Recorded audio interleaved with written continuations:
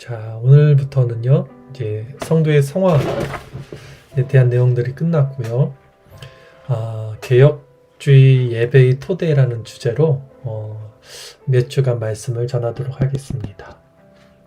자, 개혁주의라고 하면 이제 루터 그리고 칼빈으로 유시돼서 종교개혁 이후 교회를 의미하는데, 그 전에 이제 교회는 카톨릭, 로만 카톨릭이라고 하죠. 에서 있던 어떤 예전, 예배 형식, 예배 형태, 예배 구성 이런 것들이 어떻게 개혁주의 안에서 변하게 됐는지에 대한 내용을 오늘부터 한 몇 주간 전해드릴 겁니다. 그래서 오늘은 칼빈의 예전이라는 제목으로, 칼빈은 예전이라고 하면 이제 예배라는 뜻인데, 예배 안에 들어있는 예배 구성이나 절차, 형식 이런 것들을 다 예전이라고 합니다. 그래서 이제 칼빈은 어떻게 예전을 그 로만 카톨릭에 대항해서 이제 예전을 만들었는지 오늘 살펴볼 거고요. 이제 다음 시간에는 이제 칼빈으로부터 가르침을 받은 이제 존 낙스가 스코틀랜드, 이제 영국으로 가서 그 예전을 어떻게 발전시켰는지, 그리고 그 이제 영국에서 웨스트민스터 에서 이제 또 예전이 어떻게 변화됐는지 이런 것들을 몇 주에 걸쳐서 살펴볼게요. 그래서 오늘은 칼빈의 예전에 대해서 오늘 중심적으로 한번 살펴보도록 하겠습니다. 오늘 조엘 비키 칼빈주의 페이지는 393페이지입니다. 393페이지. 큰 제목은 17장 개혁주의 예배의 토대로 시작이 되고요. 아까 말씀드린 대로 오늘은 칼빈의 예전에 대해서 중심적으로 말씀을 전하겠습니다. 그러면 제가 읽어드리겠습니다. 종교개혁자들이 일으킨 많은 개혁들 가운데 공중 예배의 변화보다 더 극적인 것은 없었다. 공적 예배입니다. 공중 예배가 라틴 계통의 로마 카톨릭 교회의 모든 미사는 카톨릭은 미사라고 그러죠. 예배를 그 모든 부속물들과 함께 폐기 처분되었다. 종교개혁자들로 하여금 그 이제 로마 카톨릭의 미사는 폐기되었다는 것입니다. 무엇이 폐기되었냐면, 예를 들면 제단, 또 사제들, 또 미사 때 신부를 돕는 복사들, 제의, 제식, 십자가, 촛대, 성찬을 위한 성체와 제병, 성체를 담는 성합, 성체의 현시대, 성상과 죽은 성인들의 유물들, 로자리오 묵주. 이 로자리오 묵주는 그 이제 불교 묵주 같이 생긴 거 있잖아요. 그거. 십자가 위에 예수상, 제단의 울타리, 성가대와 파이프 오르간과 같은 것들이다. 그랬어요. 이런 것들이 개혁주의 예배 전에는 다 이제 로마 카톨릭 예전에 그 미사에 있던 요소들인데, 이것들을 이제 폐기 처분한 겁니다. 개혁주의자들이. 종교개혁 이전 시대 교회의 신앙과 생활의 중심이 바로 로마 카톨릭 교회의 미사였기 때문에 공중 예배의 변화는 대단히 시급한 문제로 대두되었다. 확실하고도 풍성한 예배가 백성들의 신앙과 헌신을 대체해야만 했던 것이다. 마틴 루터는 독일 미사의 선두에 서서 독일 사람들을 인도했고, 로만 카톨릭 교회 미사를 그들의 언어로 고치고 부패들을 개혁하려고 노력했다. 그러나 존 칼빈은 여기서 한 걸음 더 나아갔다. 그는 좀 더 단순한 형태의 고대 예배 또는 교황교회 이전의 예배로 돌아가야 한다고 믿었다. 그러니까 부패하기 전에 로만 카톨릭 전 그 고대 예배 형태로 돌아가야 된다고 칼빈이 더 한층 더 나간 거예요. 루터보다. 칼빈이 일으킨 이 예전적 개혁은 지난 수백 년 동안, 그러니까 1500년부터 지금 2000년대까지 유럽과 북미의 교회를 통하여 확실히 그가 정당하고 옳았음을 입증했다. 이제 오늘날 우리가 들은 장로교 예전 예배 형태는 다 이제 칼빈주의, 이 칼빈이 개혁한 그 예전의 토대로 드려진다는 것이죠. 그러나 루터파 교회와 성공회 교회에서는 많은 로마 카톨릭 교회 관례들을 재도입했고, 로마 교회가 하는 것처럼 하라라는 슬로건을 내걸어 카톨릭주의와 개신교의 신학적 차이를 모호하게 만들어 버렸다는 것입니다. 그리고 또 다른 개신교회에서는 성경과 고대교회의 정통과 증언 또는 종교개혁의 증거에 따른 통제가 없어서 예전적 대혼란이 발생되고 말았다. 그러니까 이제 쉽게 얘기해서 우리 복음주의권에서는 이런 예전 자체가 없어지니까 이 혼란의 상태가 됐다라는 것입니다. 본장에서 개혁주의 예배의 포괄적인 역사를 모두 다루는 것은 불가능하다. 따라서 나는 이제 조엘 비키죠. 칼빈으로부터 시작하려고 한다. 어떤 개신교회든지 관계없이 그가 끼친 영향이 대단히 크기 때문이다. 그리고 나서 칼빈의 영향을 받은 존 낙스, 청교도들, 그리고 웨스트민스터 종교회의 신학자들의 사역을 통하여 개혁된 영국과 스코틀랜드 예배를 살펴보고자 한다. 그리고 마지막으로 북미의 개혁주의 예배의 발전에 대해 논의하고자 한다. 이렇게 서도에 대해서 말씀 전했고, 오늘 이제 첫 번째 칼빈의 예전입니다. 칼빈이야말로 참된 말씀의 예전을 도입한 인물입니다. 거룩한 하나님의 말씀 강해가 다른 모든 예배 행위를 일깨우고 조명해주는 촉매제이며 예배의 참된 중심이 되었습니다. 그러니까 칼빈은 말씀, 설교, 이 강해가 예배 참 중심으로 만든 사람이 이제 칼빈입니다. 솔라 스크립투라. 성례는 세례와 성찬으로 제한되었고 그 전에는 이제 7성례를 드렸죠. 로마 가톨릭은. 근데 이제 성례를 세례와 성찬으로 칼빈이 이렇게 제한시킨 거예요. 또한 말씀 선포와 설교에 부속적이었으며, 그러니까 성례가 말씀에 이제 부속적으로 들어갑니다. 로마 가톨릭은 행위를 중요시하기 때문에 성례 자체의 그 권위가 더 컸는데 설교보다, 칼빈은 이제 설교 말씀의 권위를 더 높이 세우고 성례는 그 설교 안으로 들어가게 만들었다는 거예요. 그래서 불필요하고도 비성경적인 장식품들은 모두 다 잘라내 버렸습니다. 그래서 칼빈은 어떤 예배당에 있는 그런 모든 부속적인 장치들, 형상들도 다 제거해 버렸죠. 그리고 또 한 가지 특징이 회중들은 다시 한번 운율에 맞춘 시편 찬송을 부를 수 있게 되었습니다. 칼빈이 공헌한 주일 예배는 적어도 세 가지 의미에서 말씀의 예전이라고 할 수 있어요. 아까 제가 솔라 스크립투라 칼빈이 제정한 예전의 형태는 이제 말씀이 중심이라고 그랬는데 이걸 세 가지로 나누는 거예요. 첫 번째는 뭐냐면 설교입니다. 즉 교회를 훈육하기 위한 하나님 말씀의 신실한 강해가 예배의 중심입니다. 설교는 하나님의 이름을 부르며 기도하고 죄를 고백하고 용서를 간구하며 시편을 찬송하고 성령님이 설교를 도우실 것에 대한 목사의 기도 이후에 이루어졌습니다.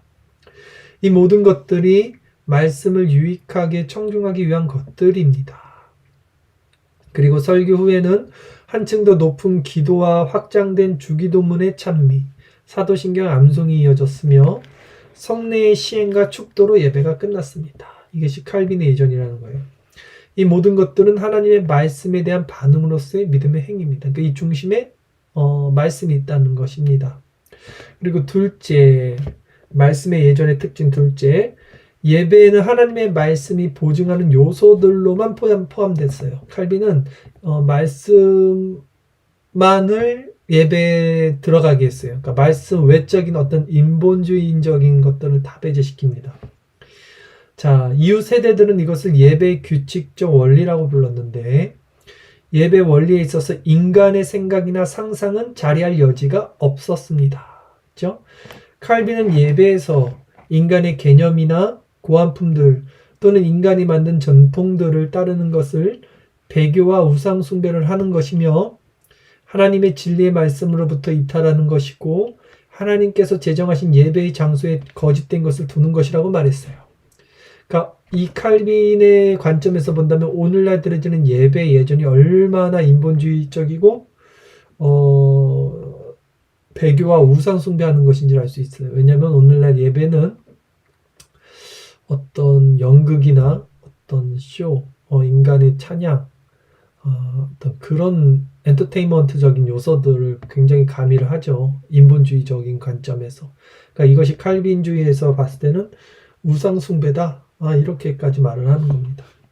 칼빈은 예수님께서 사마리아 여인에게 하신 말씀 요한복음 4장 22절을 주석하면서 이렇게 말합니다. 그들이 완고함으로 그들 자신의 개념이나 인간의 전통을 따라 하나님을 예배하는 것이 그들을 얼마나 기쁘게 하고 그들을 높이든지 관계없이 하늘로부터 천둥처럼 내려온 이 말씀 한 구절이 신적이고 고상하며 거룩하다고 생각하는 그들의 모든 것들을 완전히 전복시켜 버렸습니다. 자, 요한복음 4장 22절. 너희는 알지 못하는 것을 예배하고 우리는 아는 것을 예배하노니. 인본적인 그런 장치, 그런 쇼 같은 오늘날의 그 예전들이 얼마나 문제인지 칼빈은 직시를 하고 있습니다. 자, 칼빈의 예전이 말씀 중심이었다는 것의 세 번째 요소는 뭐냐면 각각의 예전 내용들이 성경으로부터 나온 것입니다. 모두 성경으로부터 나오는 것들이 요소가 됩니다. 시편 124편 8절 말씀 예배 시작하는 청원기도로 시작되었고 우리 나비교회도 이걸 드리죠. 아침마다 주일 예배 부름 시편 124편 8절 말씀 그리고 아론의 축복기도가 예배를 마치는 축도로 사용됐어요. 칼빈은. 그리고 기도는 성경을 암시하는 글들로 인용구로 채워졌고 각각의 문장들은 특정한 약속과 교훈들에 호소했으며 회중들과 전체 교회의 필요에 맞게 적용되었습니다. 또한 성경을 읽지 않고는 설교가 진행되지 않았으며 기도하지 않는 시간에는 운율에 맞춘 시편 찬송을 부르면서 하나님을 찬미했습니다. 따라서 칼빈의 예전은 처음부터 끝까지 거룩한 성경 진리와의 만남인 것입니다. 성경 중심이다라는 것이죠. 또 성례에 관한 학자들은 주의 만찬의 성례 안에 그리스도께서 어떻게 현존하고 계시는지에 대한 칼빈의 생각에 깊은 주의를 기울였어요. 주의 만찬을 시행하는 방식이라는 칼빈의 작품을 연구해보면 그가 성찬 요소 안에서 그 어떤 그리스도의 장소적 임재도 부인하고 있음을 발견하게 될 것입니다. 이게 무슨 말이냐면 그 전에 로마 가톨릭은 이제 화채설이죠. 예수님의 몸과 피가 진짜 그 떡과 포도주에 들어간다. 그리고 루터도 공제설 같은 개념으로 설명을 했는데 칼빈은 이제 그것을 부인하는 것입니다. 오히려 성례는 참석자들이 그리스도의 약속의 믿음 안에서 그의 아버지의 영광 안에 계시는 예수 그리스도께서 계신 높은 곳으로 우리의 마음과 지성을 끌어올리고 그곳에서 우리의 구속을 바라보는 수단임을 의미합니다. 이것이 이제 칼빈이 말한 그 성찬에 대해서 영적 임재설이라는 거예요. 우리 하나님께서는 떡과 포도주에 영적으로 임하는 것이고 우리가 그 하늘에 우리의 마음과 지성이 끌어올려서 그곳에서 구속한 주를 바라보는 것이다. 이렇게 이제 칼빈은 해석합니다. 또 칼빈은 계속해서 이렇게 말합니다. 우리가 눈으로 보고 손으로 만지는 떡과 포도주 안에 즉 세상적이고도 썩어진 요소들 안에 마치 그리스도께서 들어가고 있는 것처럼 그분을 찾으려고 노력하지 말라. 이게 아까 했던 말 똑같아요. 화채설 아니다. 공제설 아니다. 라는 거예요. 이 예전의 한 부분은 칼빈이 사용한 문구인 그대의 마음을 높이라로 불렸습니다. 그저 기억하는 성찬을 넘어서 온 영을 동원하는 이 믿음의 행위는 이 영적 임재설이라고 그랬죠. 신자들을 천국의 궁정으로 안내할 뿐만 아니라 십자가에 못 박히고 부활하고 승천하신 그리스도의 생명을 주는 살과 피를 먹고 마시게 해줍니다. 이것이 칼빈의 해석입니다. 칼빈이 성찬 역시 말씀의 사역에 종속시켰으면 의심할 여지가 없는 사실입니다. 모든 주의 날에 성찬이 시행될 수 있지만 성찬은 반드시 설교와 함께 시행되어야만 했어요. 그렇죠? 설교 다음에 성찬을 들어가게 했죠. 칼빈은 새신자들에게 하나님께서 자신을 우리와 교통시키는 또 다른 방편으로서 성례가 하나님의 말씀 설교에 부과되었다고 가르쳤어요. 그래서 성찬 안에 그러니까 세례와 성찬이 이제 성례죠. 그러니까 성찬을 나눌 때 이제 그것을 보이는 말씀이다. 그 다음에 설교는 보이지 않는 하나님의 말씀이다. 이제 이렇게 가르쳤죠.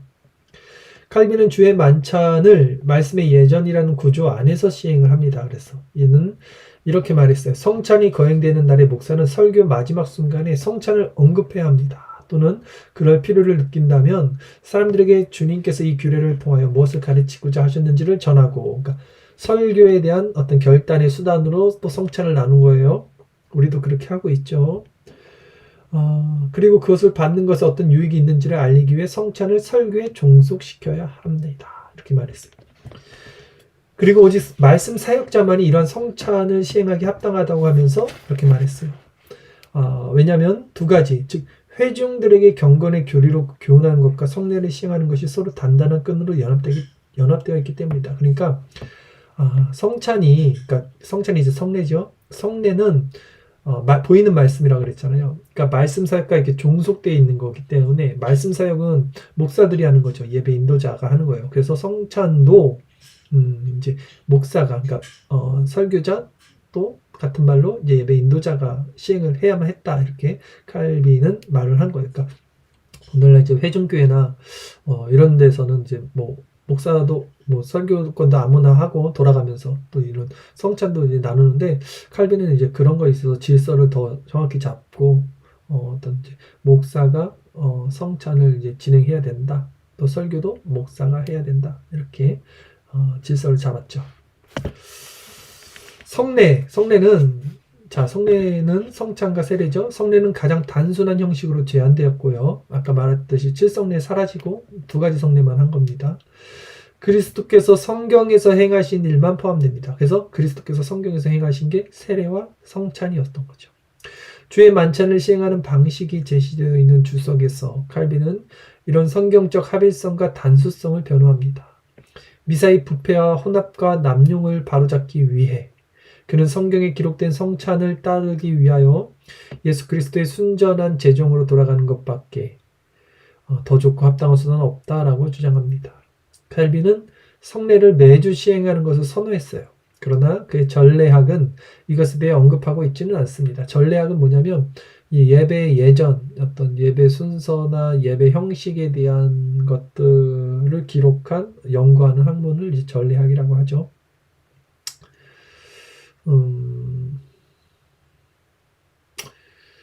성례에 관한 이 예식서에서는 정기적으로 규정된 성찬 시행에 대한 개념을 찾아볼 수 없으며 단순히 주일날 성찬을 시행하기 전에 회중들에게 미리 알려야 한다고만 규정되어 있대요. 그러니까 성찬이 시행되기 전에는 회중들에게 알려야 돼요, 미리. 그 이유에 대해서 세 가지 이렇게 나눴는데, 첫째는 각 사람들이 성찬을 합당하게 받을 준비를 하게 하기 위해서이죠. 또 둘째는 성찬에 관한 합당한 교훈을 받지 못한 연소한 이들이나 어린아이들, 또 신앙을 공적으로 고백하지 않는 사람들을 성찬에 참여시키지 않기 위해서 미리 성찬을 공지해야 된다는 거예요.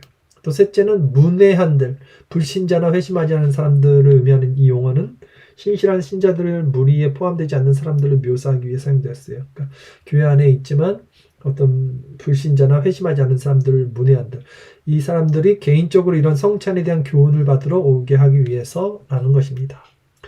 칼빈의 전례학에서 가장 크게 감동받는 개혁주의 예배의 한 국면은요, 바로 회중 찬송에 대한 강조예요. 찬송에 대한 강조. 제네바 교회 공중 예배에서 운율에 맞춰 부르는 시편 회중 찬송보다 더 감동적이며 독특한 것은 없었다. 그러니까 칼빈의 제네바 찬송은 이제 시편 찬송인데요. 이제 칼빈이 이걸 만든 겁니다. 운율 시편 찬송은 히브리 시편을 다른 언어의 시적인 형태 또는 운율의 형태로 번역한 것입니다. 이러한 운율 번역문은 이미 존재하던 곡이나 그 당시 음악 형식에 맞춰 노래를 만들었대요. 그가 일반인들이 함께 부를 수 있는 추거적이면서도 음악적인 시편 찬송이 완성되었습니다. 칼빈의 운율적 시편 찬송은 공중 예배에서 사용하기 위해서 시편을 채택함으로 한 걸음 더 앞으로 나아갔습니다.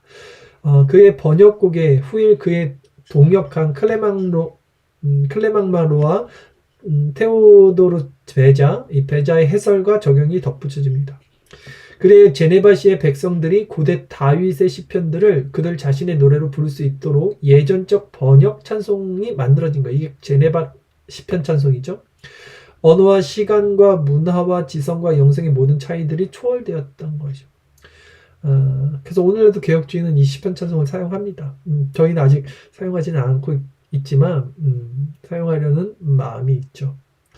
칼빈은 시편의 독특성을 믿었고 그것이 하나님 말씀의 일부분이기 때문에 그러니까 칼빈이 왜 예전 안에 시편을 넣냐면 시편 찬송 자체가 성경이기 때문에 넣은 거예요. 아까 제가 칼빈의 예전의 핵심은 말씀 중심이라고 그랬잖아요. 그러니까 말씀에서 벗어난 것들은 다 배제시키고 말씀 안에 있는 것들을 예배의 형식 예전으로 넣기 때문에 시편도 성경이기 때문에 찬송으로 만드는 거예요.